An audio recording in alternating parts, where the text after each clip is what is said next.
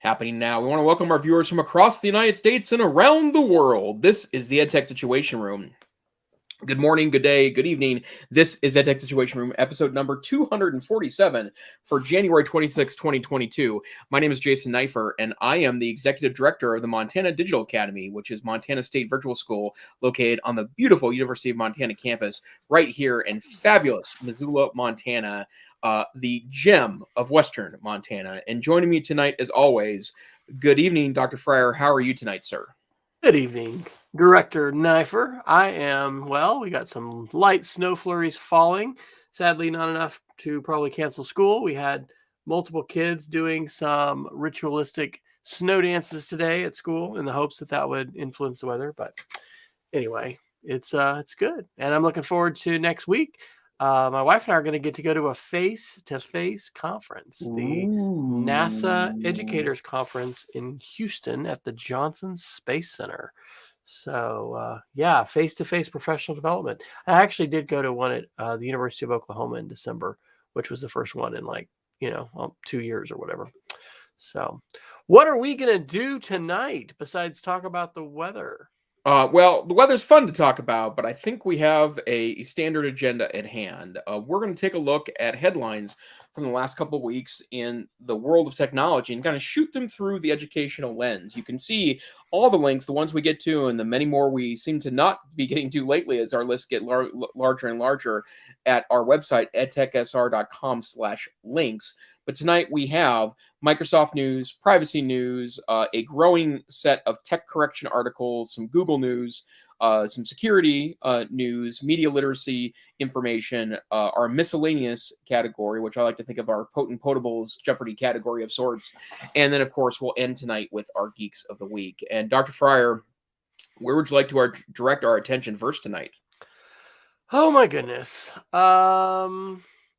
Well, let's start under privacy.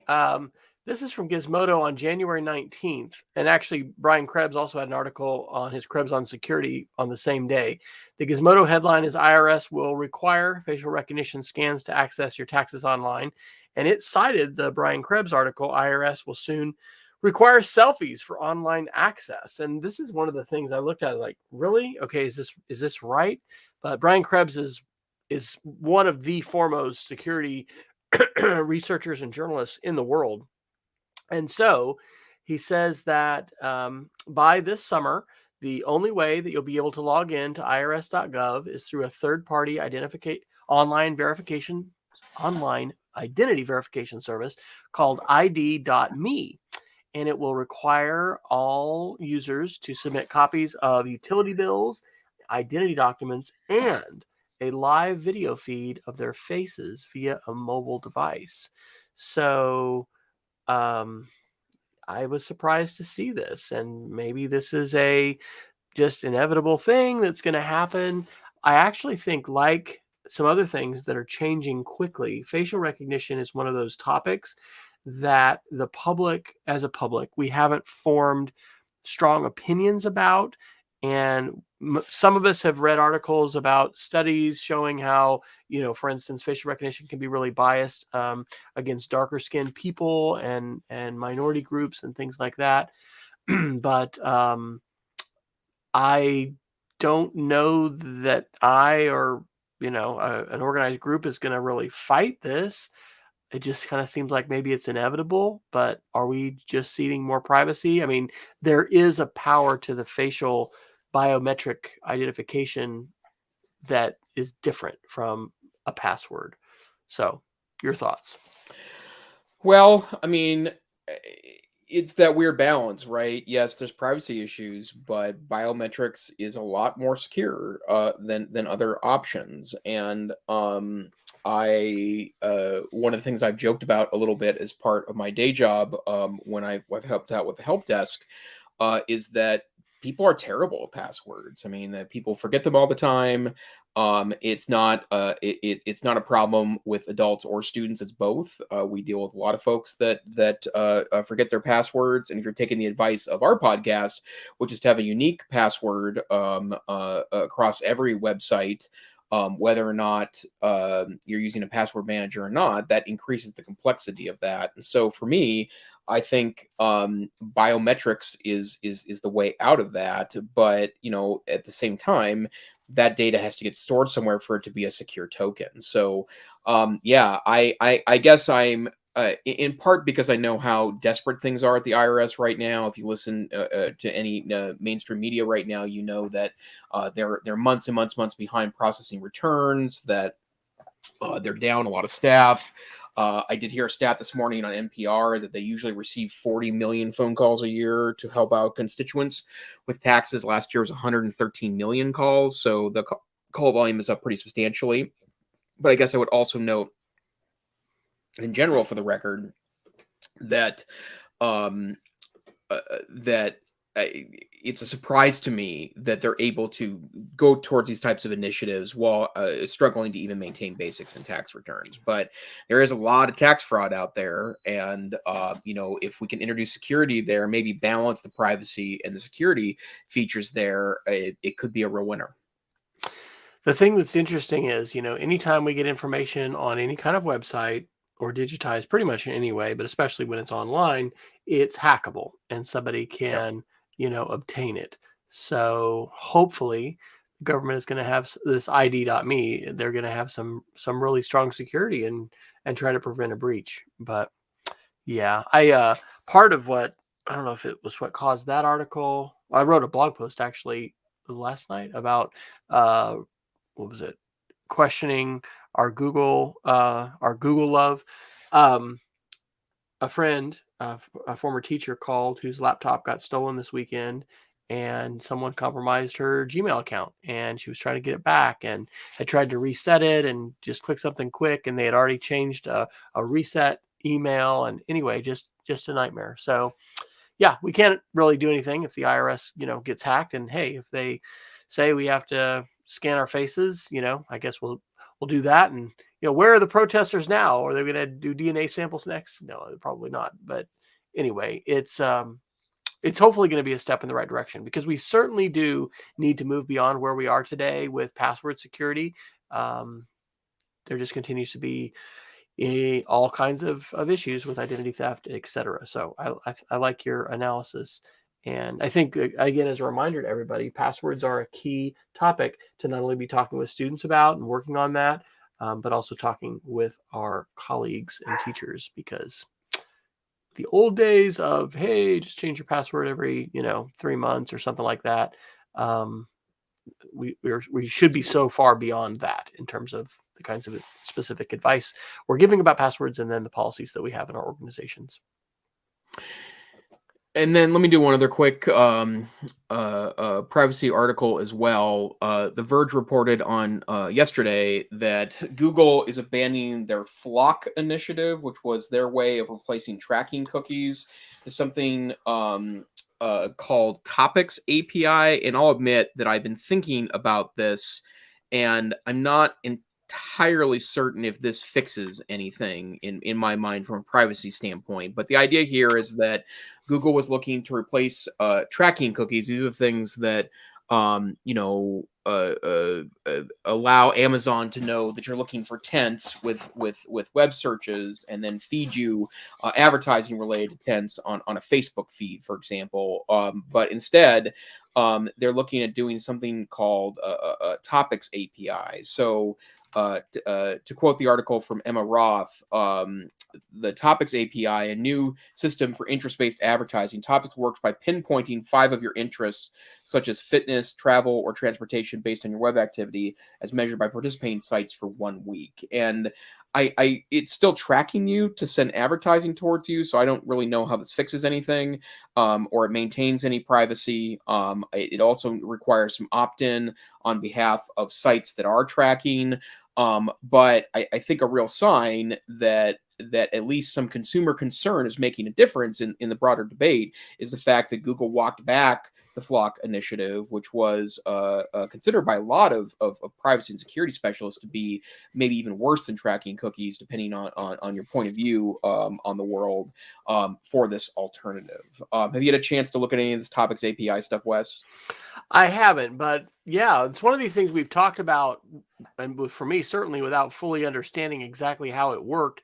But Yeah. it seemed like it was just going to play into the benefit of Google in terms of maybe eliminating some third-party companies and some data brokers. There's a lot of opacity to the whole cloud of data that is gathered about us. And I saw in the same Verge article, there's an article today. ID.me does use facial recognition to match against databases. I mean, the whole survey, and we're going to probably talk about this in the tech correction section. The whole surveillance capitalism economic model, is based on this idea of being able to harvest the data of your users, and whether you just use that yourself as a company, or whether you sell that to third parties, or whether you invite third parties. It seems like it is a wild west of just crazy amounts of cookies. And you get a sense of that when you turn on your ad blocker, like uBlock Origin. You're like, what? How many things did that block? Yeah. So, I mean, I think it's good that we have movement in this space, but this is one area where I just don't, if we don't have as a general society, broad consensus or even opinions about things like facial recognition, what are people going to say about tracking cookies? I mean, there's a recognition that if you give people a choice on their phone to say, do you want to track or not? Most people will say don't track. And that's a big deal. I think I read too, isn't Apple the reason why maybe Google is doing this too? It has something to do with them needing to make changes. I'm not sure. Yeah, I hadn't read that, although it wouldn't surprise me because, I mean, even though the kind of don't know the word I'm looking for, the terrible situation that everyone claimed would happen when Apple turned on their mandatory notification and allow people in apps to turn off the tracking hasn't come to fruition. There hasn't been the I'm losing words tonight to describe negative things. That's kind of weird. Maybe I'm advertisers and marketing hasn't just gone down the toilet and the economy didn't tank. Thank you. Yeah, I mean, the world has not ended, and we have power and electricity still. That hasn't happened from all accounts, and it seems like Google hasn't gone out of business. I mean, no, they're not at all. As a matter of fact, certainly one could argue that there have been substantial, noticeable changes in the way a lot of apps work, and I think for the better, in my humble opinion. I think maybe what I had read too was about Facebook and the impact that it's having. The Apples do not track. It's having a big impact. But I mean, they're still going to sell ads. But the question about targeting and the degree of granularity, I wonder what schools are teaching around this. Again, I don't know that there is consensus. I know that we understand there's issues, the social dilemma we talked about, but at some point it seems like there should be some civics curriculum around privacy and around rights and maybe thinking about the future. But that's legislation that hasn't been passed or written yet. So I don't know. Maybe you can't put that into a civics curriculum because it's, things that are still being debated today. But I think it is hopefully a good sign that Google responded to the negative pushback. What we probably need is some kind of neutral industry organization, EFF endorsed, but I doubt that'll happen for Google and Facebook to agree to it. But some, a standards-based approach to this versus a proprietary, hey, we're Google and we're going to, kind of impose our will. So. Yep. Absolutely. All right. Well, should we jump into some tech correction stuff? Like we pulled off the Band-Aid a little bit. Might as well rip it all away. Yes, go for it. Well, first, there was a really interesting article. It's a little ranty, but it's from the Cheapskates Guide on January 24th, and the article is "The Old Internet Shows Signs of Quietly Coming Back." And Wes and I are longtime internet users. I would imagine we both had AOL accounts in the 90s, and then we had dial-up internet accounts going into the early 2000s, and then Pine email, baby. The dial-up. Yeah, there you go. I forgot about Pine. I imagine we both had university accounts, email accounts before we had any other kind of email account. And then we had, I would imagine both had DSL accounts, was our first kind of broadband internet at home. And then we have a similar background there. And as many of you know, although maybe some of our younger listeners do not, that was the era of Web 1.0. It was the kind of flat internet. Search engines weren't very good in the early days of the internet. Oftentimes you'd go to an in-service. I taught quite a few of these for the Helena School District back in the day. I had to blow off the dust off my CV recently when I applied for the executive directorship at Montana State Virtual School, and looked at some of the titles of in-services I taught 25 years ago. Jason Mines the Web was one of them, and the Internet for Research, really hot topics back in 1999. And what was interesting about that was that you really couldn't find stuff. A lot of stuff was hidden because you just couldn't get to it, and so people had home pages. And probably the easiest way to do that was to use a powerful service back then known as GeoCities. There was you could get a free internet website, which actually was more interesting than that might sound in 2022, because to put up a website on your own wasn't that easy in 1998. It was a lot easier not that long after. But this article talks about the notion of that people are getting tired of the privacy issues with Facebook and social media, and they are moving back towards a more flat internet. And instead of the internet being read-write, which is the Web 2.0, right? This notion of the internet is not just something for you to consume; it's something for you to contribute to easily and with a simplified interface. Instead, this notion of both kind of HTML websites and WYSIWYG, what you see is what you get, editors may be making a comeback. I don't really think this is necessarily true, in part because I don't know anyone that's said, the heck with it, I'm going back to what I would call the flat internet.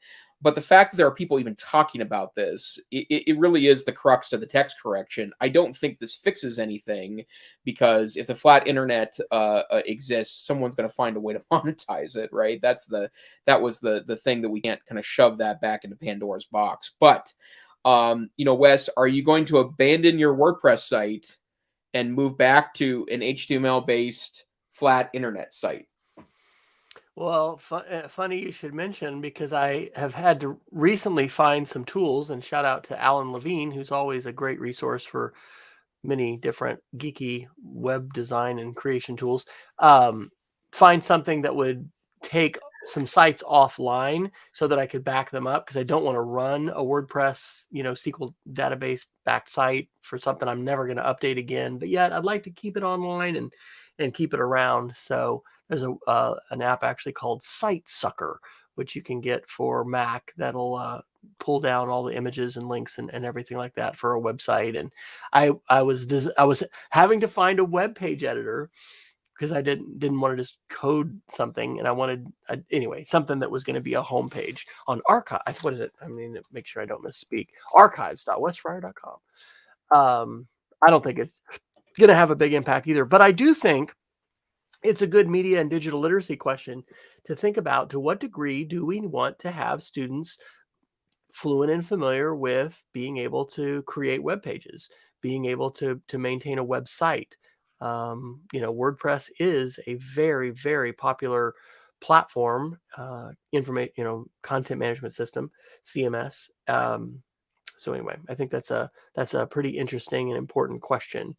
It's certainly something where it's a moving target in terms of, the old HTML writing Dreamweaver of yesterday, has given way in most cases to, web-based content management systems and interoperable or whatever modular themes and plugins and things like that. So I would say that, yeah, WordPress is going strong and it's not gonna go away, but it certainly is interesting to reminisce about some of those things and it wasn't that long ago that we've become the old guys. So yeah, that's for true. the young folks on the show, right? You handcrafted your HTML, when and we were back in the day, and you were listening to your connection, your modem make your connection. So, although I do remember, this goes back to, because I guess I did have web hosting maybe as early as because I have this really specific memory of working on Neiffer.com, which was my first classroom homepage. I did have web hosting services. I don't remember being particularly cheap, if my memory serves me correctly, but that was 2001-ish, and then I started using Post Nuke, which was another content management system, and then in 2005, a couple of iterations through, I then moved to WordPress. But yeah, that's a walk down memory lane. So digital footprints though are important. And how do you plant your flag, say this is who I am, and to what degree do you want to have a digital footprint, and also how do you own your content? How do you safeguard yourself against websites and companies being bought, going the way of Posterous, disappearing? We put out a lot of content, some of us on Twitter, on Facebook, but do we have offline copies of those things? Those are all interesting questions, and I think that I've been applying for a few jobs lately in the last 6 months or so. There are some different schools with digital studies programs. I've actually applied to some of them, even though I don't think that's where I'll end up landing. But to some degree, everybody needs to have familiarity with these digital tools, and with some level of content creation and sharing online. Obviously, people who are going to work in journalism or certain other professions, marketing, they're going to have a lot more. But interesting to think about, and important to think about in terms of that curriculum, right? What should the computer class at school talk about and cover? I've been doing that in middle school now. This is my 3rd year, and it's I find it invigorating because there's something that's always changing, but it's something that unlike some classes that we've been doing kind of the same thing in Algebra 1 for a while. It's a far cry from that kind of a situation with how dynamic the web is. And anyway, I love that kind of stuff. Thinking about literacy, thinking about tools, thinking about skills. What do we need to build in for students? Are you a common reader of cheapskateguide.org, by the way? no, I'm not. In fact, that I picked that up at Hacker News, Okay. and it was the name of the website that first put me there. And I read the article and I laughed out loud. I also had plenty of GeoCities sites too, I want to also point out for the record. So I think that website may still be created with Claris homepage, just based off of my quick scan there.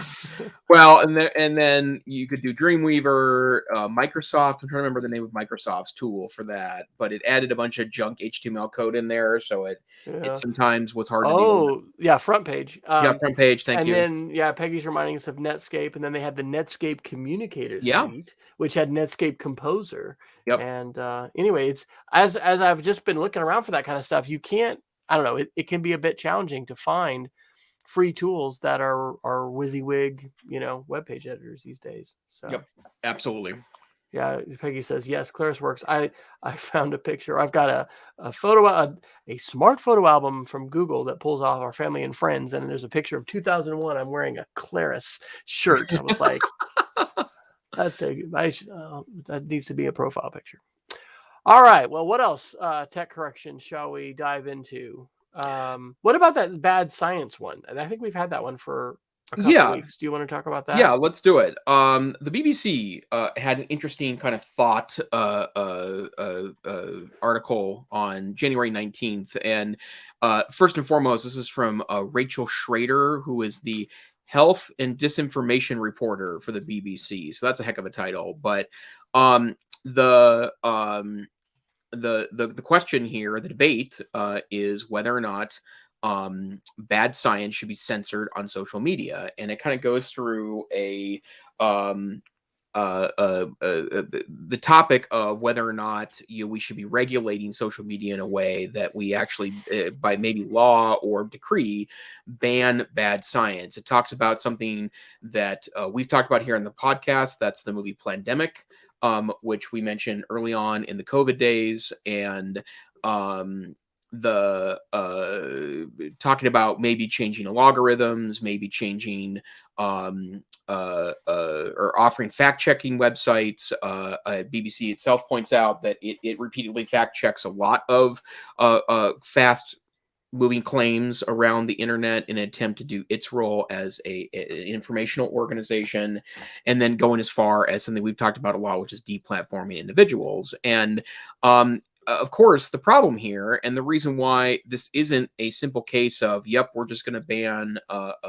science myths or disinformation, is that it's just not that easy, because there are a lot of legitimate debates in science that probably could get sucked up into something if we draw these lines incorrectly. And the bottom line is that you don't have the right to necessarily spout off incorrect information in all forums, but you do have a right to be wrong, as it turns out, even if the intent of your rhetoric is sinister. The bottom line is that it's not illegal under free speech, or most interpretations of free speech, to spout things that are untrue. And remember that truth is a lot of times in the eye of the beholder, and that makes this debate somewhat complex. This article also talks about and pulls in some scientists that say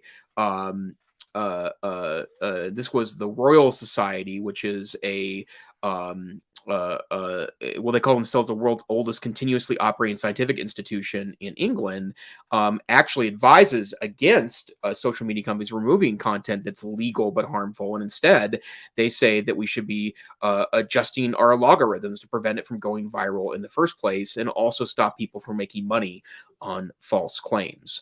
So, Wes, I toss it over to you. Do you have any broad thoughts, or do you have a suggestion for a line we could draw, perhaps, to regulate social media and disinformation in this way? Thankfully, I have the complete solution to this, and will be declaring my candidacy for the U.S. Senate later next week. No. Wow.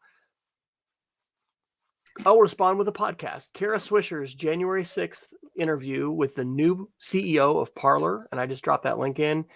Absolutely fantastic. We talked about the initial interview that she did with the Parler CEO, where he self-destructed, basically, not only for himself, but for his platform. He got deplatformed off of the App Store for Apple and the Google Play Store, and over the comments about, no, we're just letting stuff go. We're not going to moderate. We're not going to, we're not going to take action. People can say whatever they want.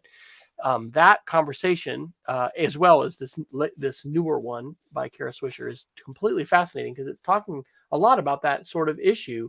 To what degree should platforms censor speech?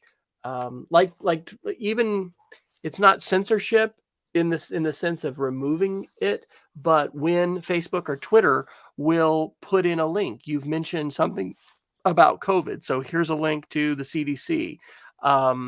But they are, we talked about Marjorie Greene, U.S. representative, having one of her accounts because of being, I think, misinformation about vaccines.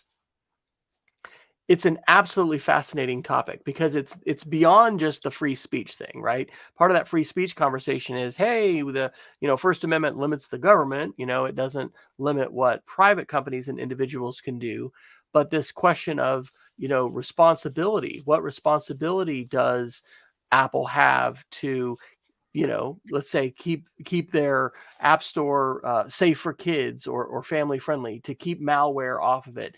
There's that side with security and quote unquote objectionable content. But then what about the content you just flat out, somebody disagrees with? And I actually think the new Parler CEO has some pretty good things to say about that, because when individuals like the CEOs of companies or groups are going to decide, all right, this opinion, this line of reasoning, this is not acceptable, like, man, I think it's really, really challenging and difficult. And so back to what we were just talking about with the old web, it was kind of easier with the old web and I'm not saying I don't love Web 2.0. I do, as far as commenting, but when when early adopters were having our own blogs and podcasts, and it wasn't just like shared on Facebook or Twitter where you had a central arbiter of content, but like you could and still can be sued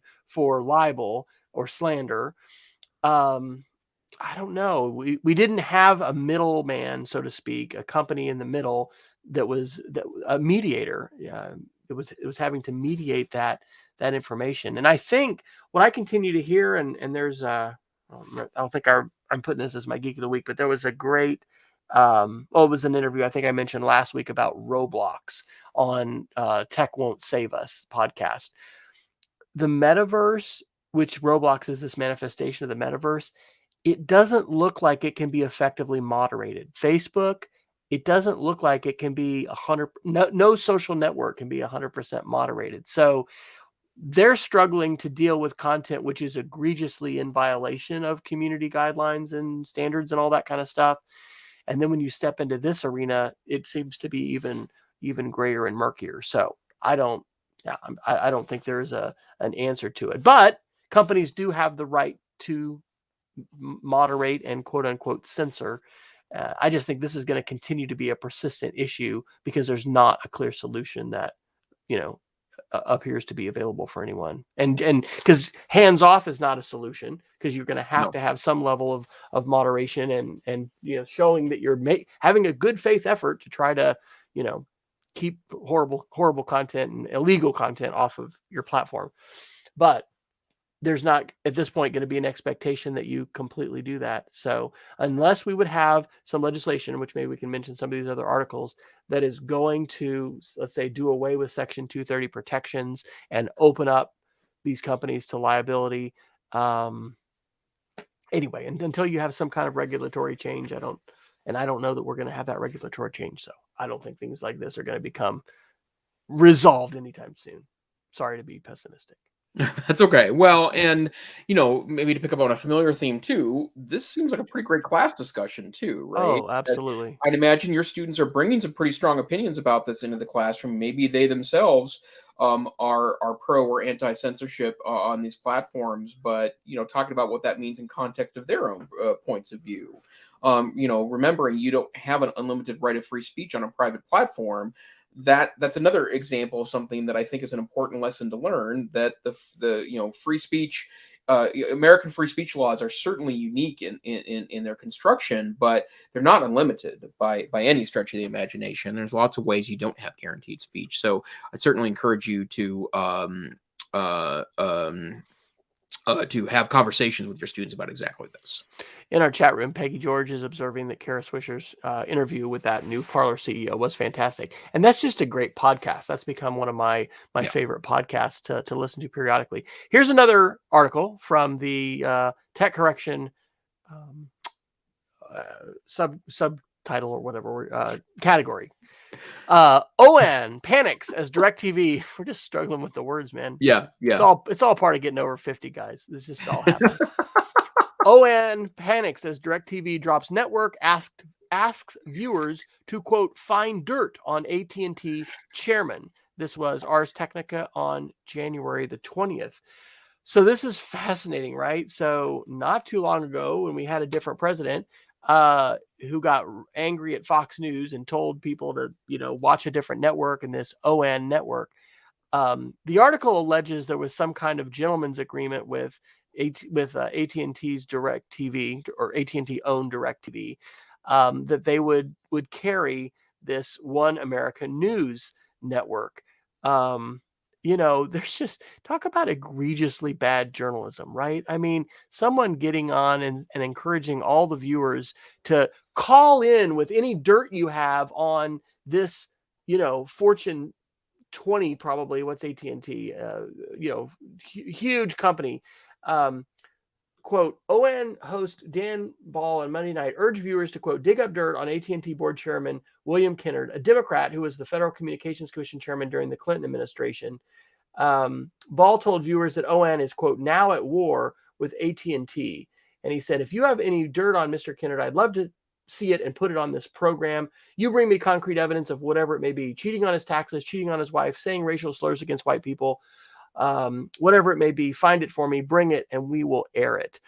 So, man, you just talk about slanderous and just, I do not think that is an example of quality journalism, no matter what your political leanings might be. So I say kudos to AT&T that has sold off some of its stake in DirecTV and is stepping back from that and from Uverse, and they've really pivoted in terms of what they're doing strategically as a company. Having worked for them for 2 years, I'm always interested in that. So I think that's a good headline, but it also is tied to the same idea about, how do companies draw the line, and how does all this work in terms of deciding what content to endorse. I think one of the lessons learned, and maybe this is something to share with kids, voices matter, right? When people speak up, when there's organized opposition to things, look at Google stepping back from that FLAC, whatever, standard. I think we need to encourage civic involvement and appropriate, hopefully, nonviolent participation in the civic process of, sharing our opinions, advocating for change, etc. So kudos to AT&T. Sorry that the CEO is facing such crazy, calls for action like that. That was kind of a surprise. Anything else on the tech correction front? There's only like 20 more articles. Yeah, I was just going to say, and some of the stuff is getting a little dated. We've alluded to this a couple of times, but there is a lot of legislation being kicked around in Congress right now regarding legal tech correction issues, right? Ways to regulate, perhaps to draw some better lines here. I'm going to wait till there's something that actually we've probably talked about introduced legislation 25 times in the last 5 years. What I'll mention, though, and I don't know that we have these articles, but both Google and Apple have come out with articles in the last week saying, oh my gosh, if you regulate this, this will break the internet. This is going to break innovation. This is going to destroy the App Store, right. Things like that. Now, some of the legislation has been worded in pretty vague terms.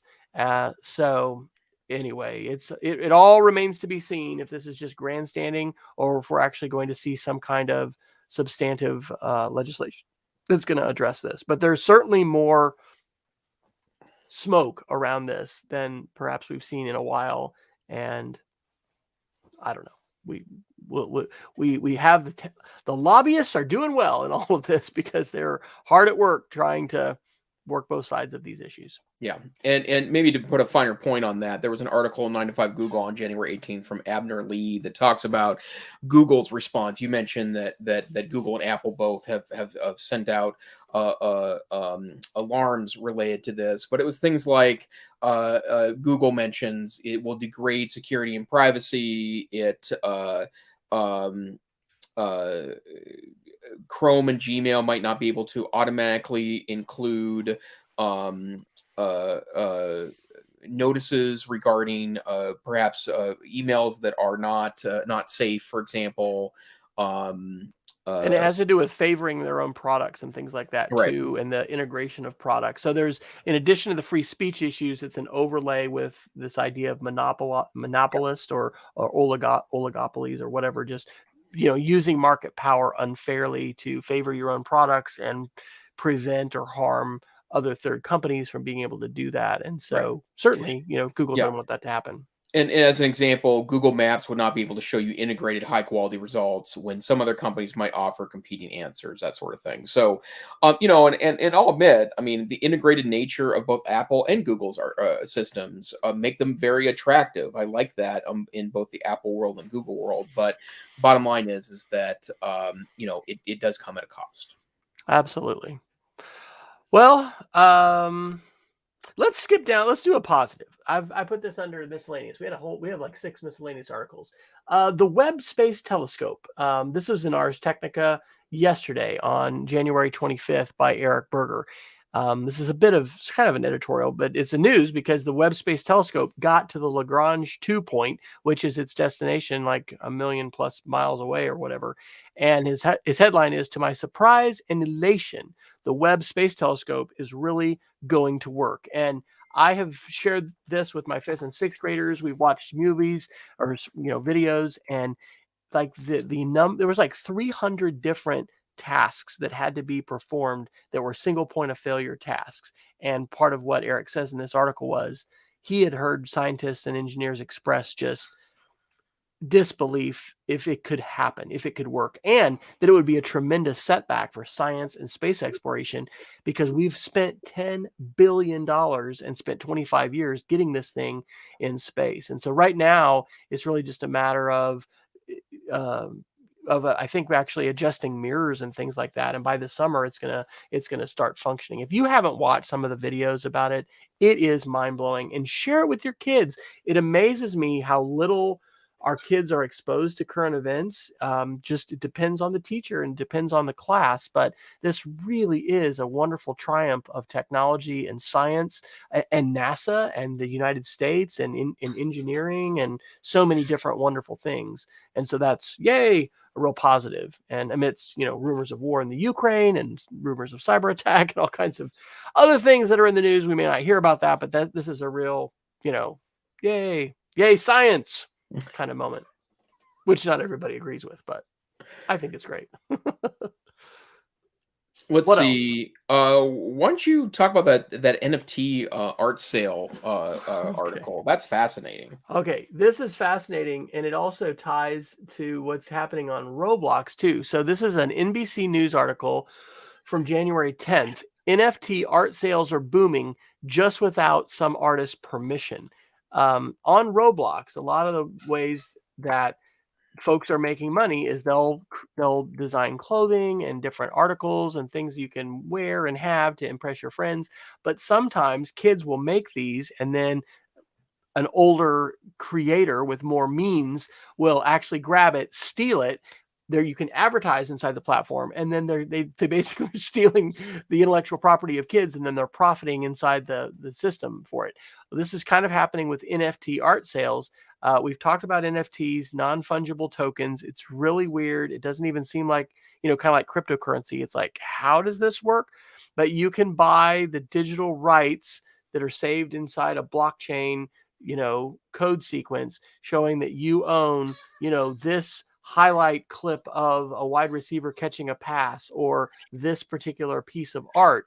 But one of the problems is that folks are stealing their work and then selling it.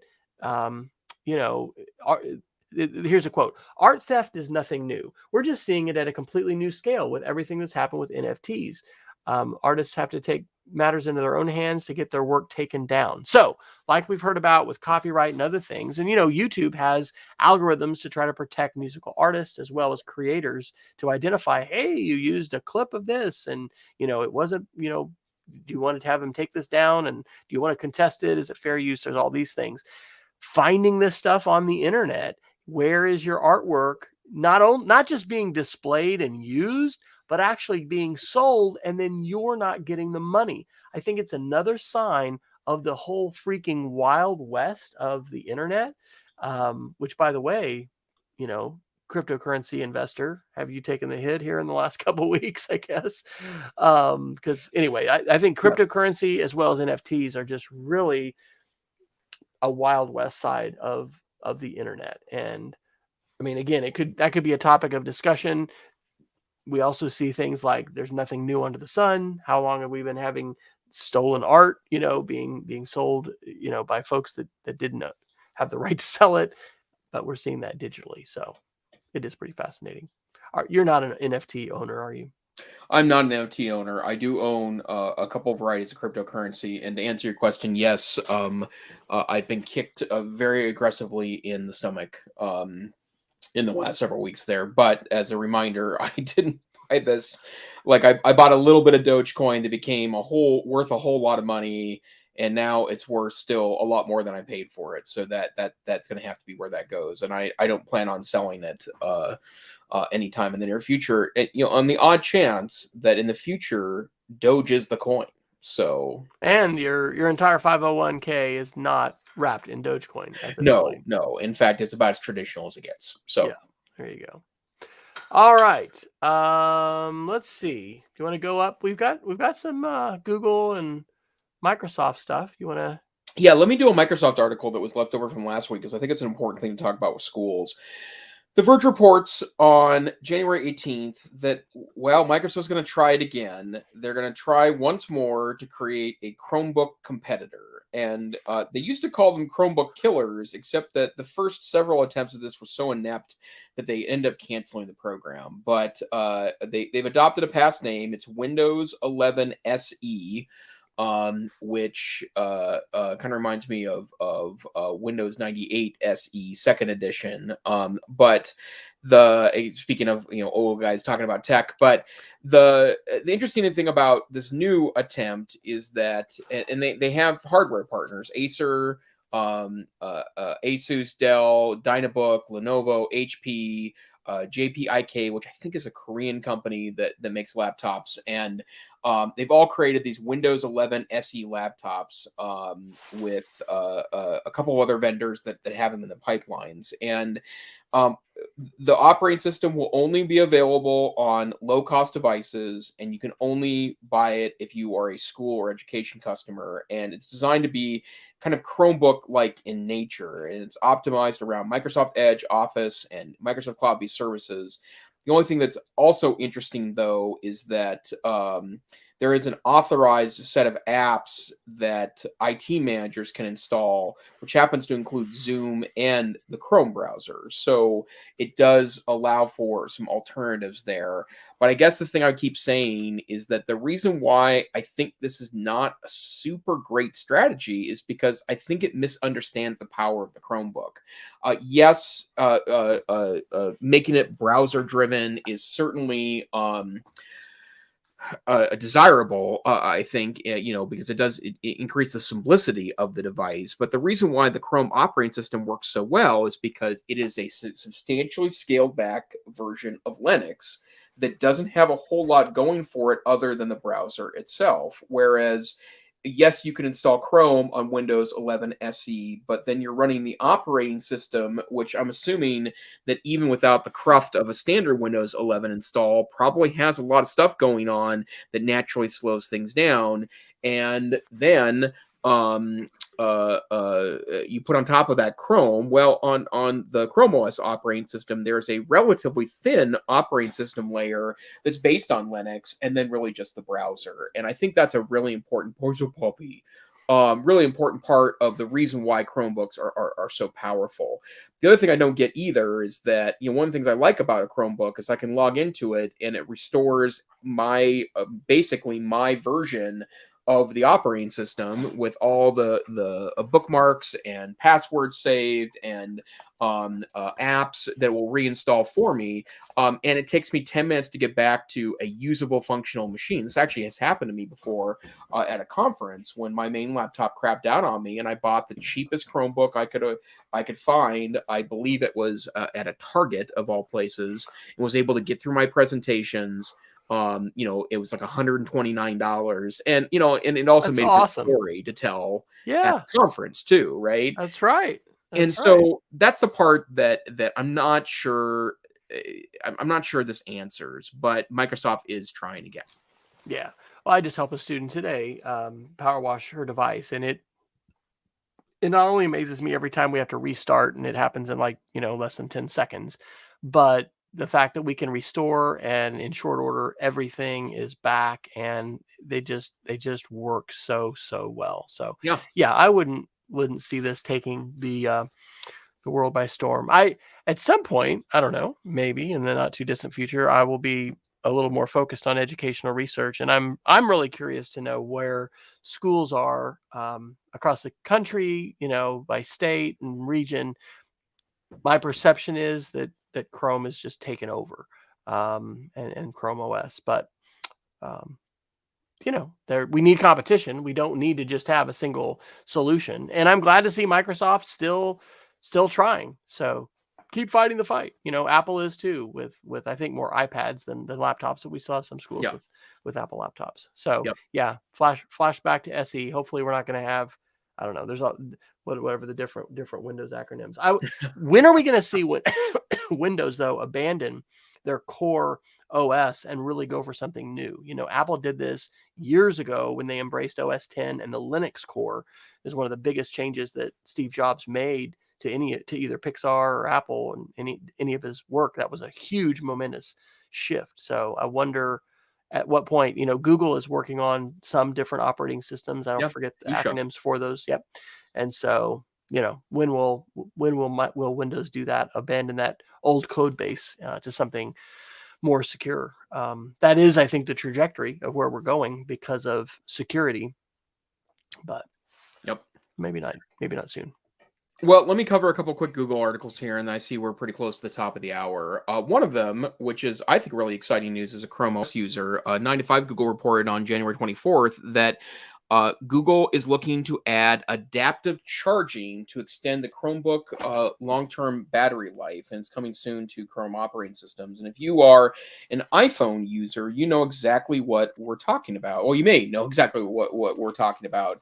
One thing I've noticed is that if I happen to wake up in the middle of the night and grab my phone, I'll sometimes notice a notification saying that it's paused charging because it does not want my phone to stick on 100% after it's charged. And even with a slow charger, and I use a kind of an ancient charger on my nightstand because it doesn't need to charge very fast.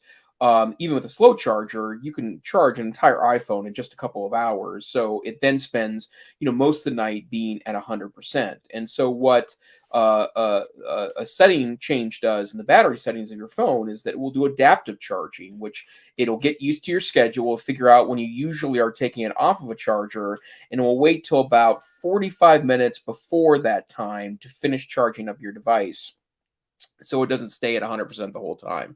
I think it's a really cool idea. I've also noticed that in the M1 MacBook, that it will, if it's used to being plugged in, it actually won't charge up to 100%. It'll charge to somewhere around 80% and just leave that be, which I think is a good strategy for helping maintain battery life. And it's nice to see those advanced operating system functions come to Chrome OS. We've talked before about how essential improvements in battery technology are to all kinds of technologies, not only school educational technology, but consumer, commercial, cars, all these things. But seeing the application of smart algorithms that make the existing technology, function even better is pretty cool. So smart engineers are obviously having success with that. I've noticed that too with my charging. By the way, this is a quick side question. Do you use a sleep tracking app?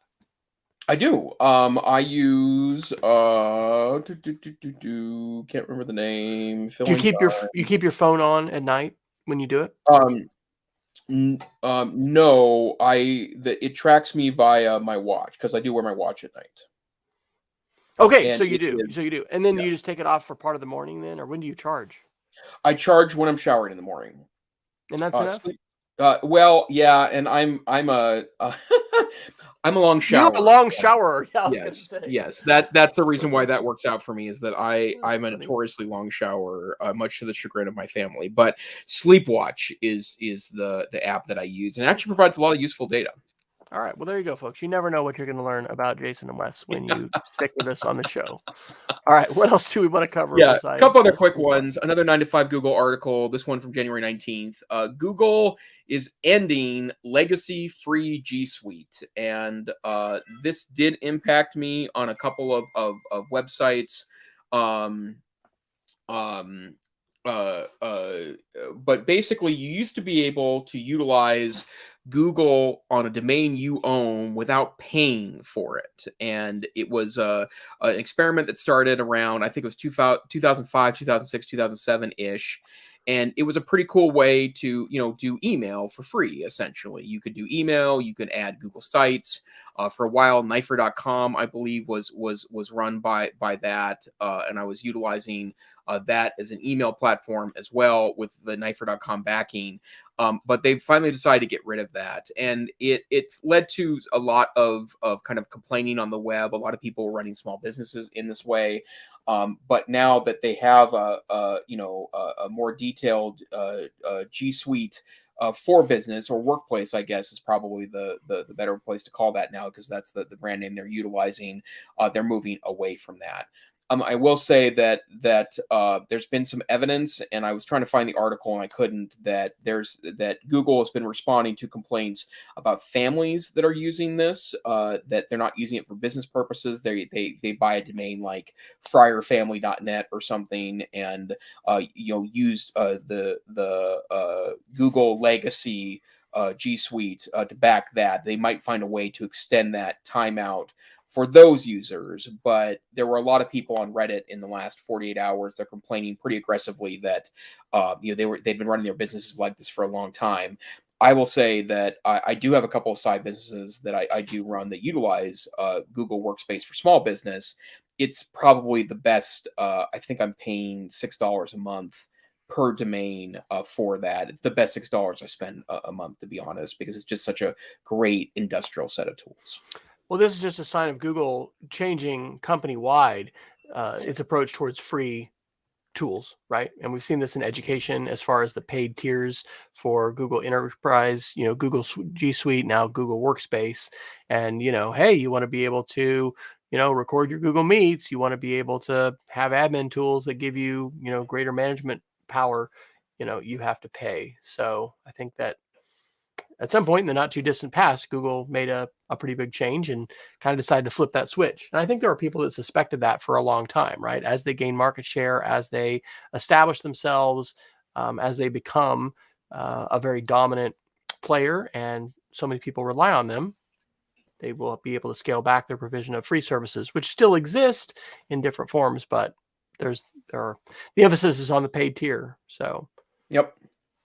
And then one other quick note here, a great update from 9 to 5 Google. Abner Lee reports that Google Docs now allows you to make quick text watermarks in the back of Google Docs. So if you have something that's a draft, for example, and you want to quickly add the word draft in the background, it's literally going to insert watermark the text draft, and then it puts a big bold draft in the background. And I have, for a very long time now, several years at least, have utilized Google Docs as my primary word processor, and I like these little evolutions to the tool. There aren't many things left in Word, desktop Word, that don't appear in some way, shape, or form in Google Docs, but that's one that I'm glad to see has made it over to the platform.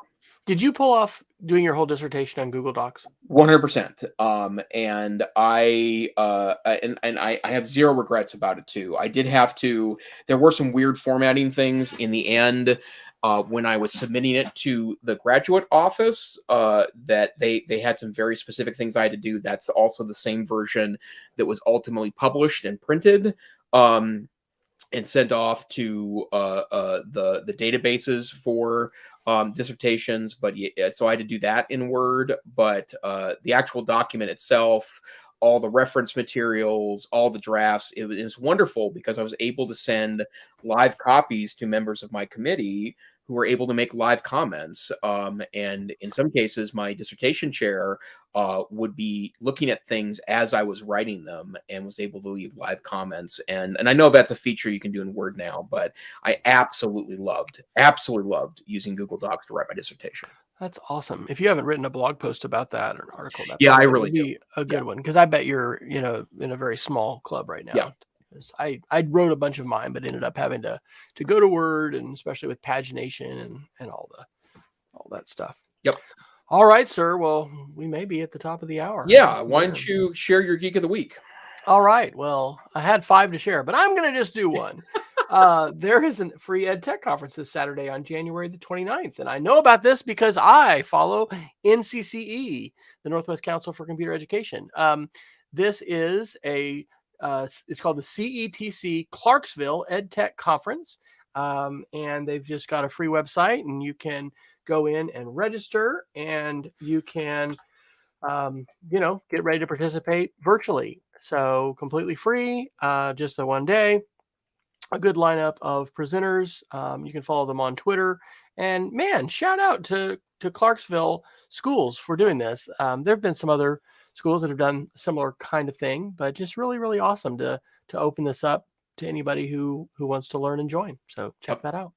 And I would also note, since I know the NCC people pretty well, the keynote speaker for that event is Shannon Davenport, which is the Director of Professional Learning for NCCE. And also shout out to Jamie Wright and Julie Combs, also NCCE Professional Learning Specialists that are helping run that conference, who will also present there. You know where Clarksville is, by the way? I don't. Okay, I don't either. We'll find out. I'll report back next week. Yeah, thank you. And let's see. My Geek of the Week is, I want to share an article that does something kind of interesting, and there's probably a better story that I can do here, but I had the opportunity recently to pick up an expired Chromebook, and what we mean by expired is that it's no longer getting updates, and it was one of the really nice. This is a Dell 13 Chromebook. I think the model number is 7310. It's a nice, hardy Chromebook. It feels solid in the hand. It's got an i5 chip in it, and 32 gigs of RAM. It's not receiving updates anymore, even though it's a perfectly fast Chromebook. And it looks like this was a school Chromebook at one point, and was, I'd imagine the reason why it ended up where I found it on eBay was that it probably was bought as part of a lot, and then they broke up the lot to be able to sell them. So I bought this for under $50. And I want updates on it. And there's a really wonderful article over at iFixit, written by one of my favorite tech writers, Kevin Purdy. And basically, he walks you through how to take the 2013 Chromebook Pixel and install Cloud Ready on it. And it requires downloading a custom firmware, and basically taking the software that helps communicate between your operating system and the hardware, and refurbishes it so you can install anything on there you want, including Cloud Ready, also including Linux if you wish. And so basically I took this Chromebook and was able to wipe it and put a fresh copy of Cloud Ready on it with which is now run by Google, and it's a very fast running Chromebook. And I imagine this may be just an experimental, fun, junky one that, again, I paid less than $50 for, but I thought that was a really interesting project. It was fun to do, and I learned some stuff about hacking BIOS and operating systems as well. There you go. Side benefit. Well, Wes, where can people find you on the internet? I am wesfryer.com and wfryer on Twitter. How about you? I am at Tech Savvy Teach, and I am also, although now I think about it, I haven't updated it recently, Neiffer.com is my website. But this here, it's in our Twitter handles or our websites. It is the EdTech Situation Room. We are a once-a-week podcast on Wednesday nights at 7. Actually, I knew Clarksville was in Tennessee. I think it's outside of... it's where in Tennessee that I need to look. We're a once a week podcast. That is, I can't believe I got distracted there. Once a week podcast. Fault. No, that's me too. We're on Wednesday nights at 8 p.m. Central Time, 9 p.m. 8. It's okay, folks. 2 a.m. UTC is all you need to know. Yeah. Sometime in the middle of the night. It's sometime on Wednesday nights. It's sometime in the middle of the night. Jason's at 8 p.m. I'm at 9. So yeah, there you go. And if you can't listen to us live, although we wish you would, we broadcast live over YouTube and Facebook.